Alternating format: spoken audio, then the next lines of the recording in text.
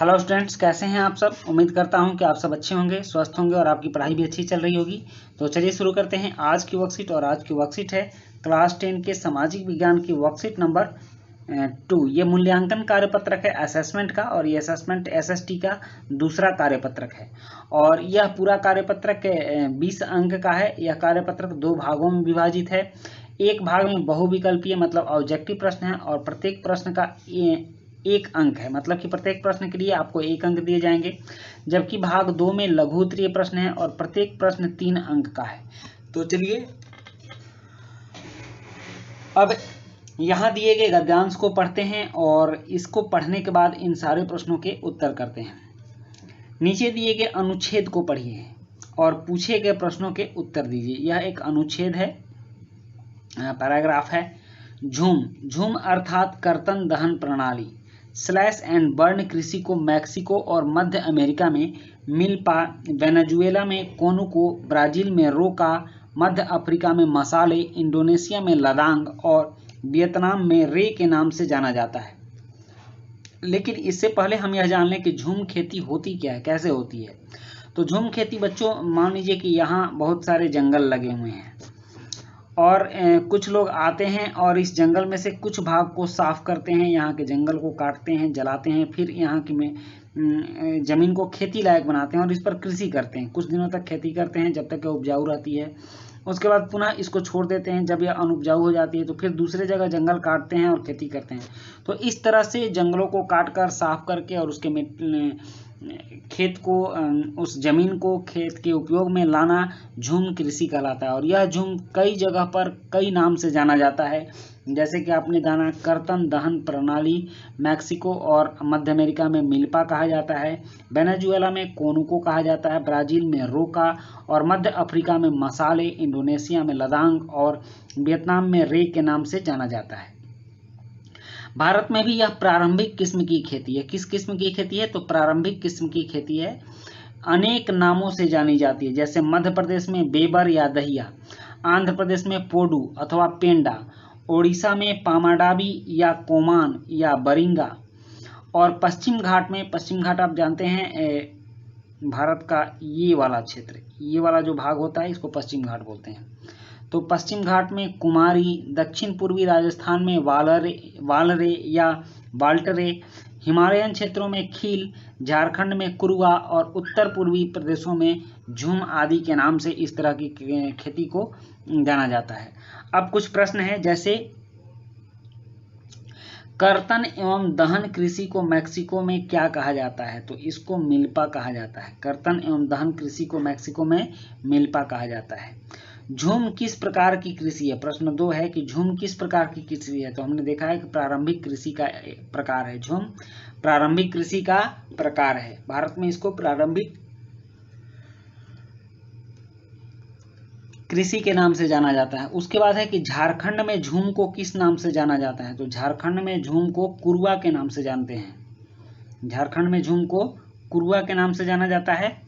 आप एक बार और अपने अनुच्छेद को देख लीजिए कि झारखंड में झूम को कुरुआ दिया हुआ है यहाँ, तो इसका आंसर हम कुरुआ लगाएंगे। उसके बाद है कि निम्न में से किन प्रदेशों में झूम की खेती की जाती है? तो झूम की खेती मध्य प्रदेश में की जाती है, ओडिशा में और आंध्र प्रदेश में नहीं की जाती है। देख लेते हैं हम।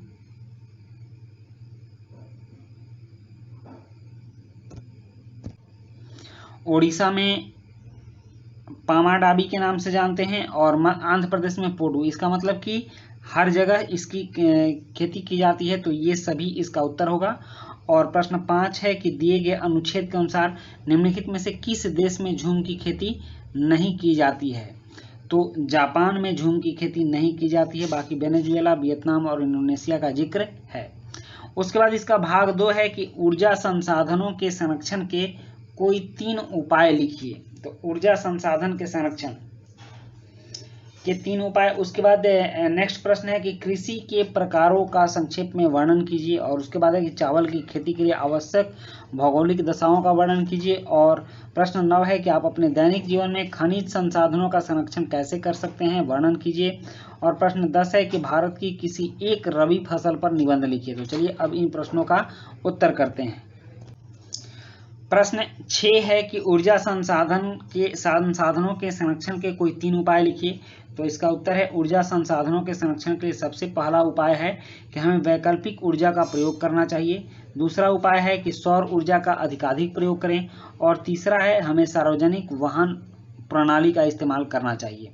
उसके बाद है प्रश्न 7 कि कृषि के विभिन्न प्रकारों का संक्षेप में वर्णन कीजिए। तो सबसे इसका उत्तर है कि कृषि के विभिन्न प्रकार निम्नलिखित हैं। जीवन निर्वाह कृषि, इस प्रकार की कृषि में किसानों के पास भूमि के छोटे टुकड़े होते हैं जिनमें वह अपने जीवन निर्वाह लायक खाद्यान्नों की खेती करते हैं। उसके बाद है वाणिज्यिक कृषि, इस प्रकार की कृषि में बड़े बड़े भूखंडों पर वाणिज्यिक फसलों की खेती की जाती है, जैसे गन्ने की, कपास की, चाय की इत्यादि। और प्रारंभिक किस्म की खेती, इस तरह की खेती जंगलों को साफ कर और उसमें खाने भर अनाज का उत्पादन करके की जाती है। उसके बाद प्रश्न 8 है कि चावल की खेती के लिए आवश्यक भौगोलिक दशाओं का वर्णन कीजिए। तो इसका उत्तर है कि चावल की खेती के लिए आवश्यक भौगोलिक दशाओं में सबसे पहले 25 डिग्री सेल्सियस से ऊपर तापमान चाहिए। उसके बाद 100 डिग्री सेंटीमीटर हो गए, यहाँ मिलीमीटर नहीं सेमी लिखिएगा, सेंटीमीटर, पूरे साल भर का वर्षा मापा जाता है। तो 100 डिग्री सेंटीमीटर से अधिक वर्षा चाहिए, जलोढ़ मिट्टी चाहिए और उष्णकटिबंधीय जलवायु चाहिए। उसके बाद प्रश्न 9 है आप अपने दैनिक जीवन में खनिज संसाधनों का संरक्षण कैसे कर सकते हैं, वर्णन कीजिए। तो इसका उत्तर है कि हम अपने दैनिक जीवन में सार्वजनिक वाहनों को अपनाकर और ज़्यादा से ज़्यादा सौर ऊर्जा पर आधारित अपने उपकरणों को चलाकर और वैकल्पिक ईंधन से चलने वाली व्यवस्था अपनाकर खनिज संसाधनों का संरक्षण कर सकते हैं। नेक्स्ट है प्रश्न 10 की भारत की किसी एक रबी फसल पर निबंध लिखिए। तो भारत की मुख्य रबी फसल गेहूं है। इसके लिए 15 से 25 डिग्री सेल्सियस तक तापमान होनी चाहिए, जलवायु उष्ण और उपोष्ण कटिबंधीय होनी चाहिए और मिट्टी जलोढ़ होनी चाहिए। वर्षा 50 से 75 सेंटीमीटर तक होनी चाहिए। तो बच्चों ये थी आपकी आज की असेसमेंट की वर्कशीट, जो कि ये SST 2 की थी। और इसी के साथ आपकी ये वर्कशीट कंप्लीट होती है। वीडियो अच्छी लगी हो तो लाइक, सब्सक्राइब, कमेंट जरूर कीजिएगा। मिलते हैं नेक्स्ट वीडियो में। Thank you.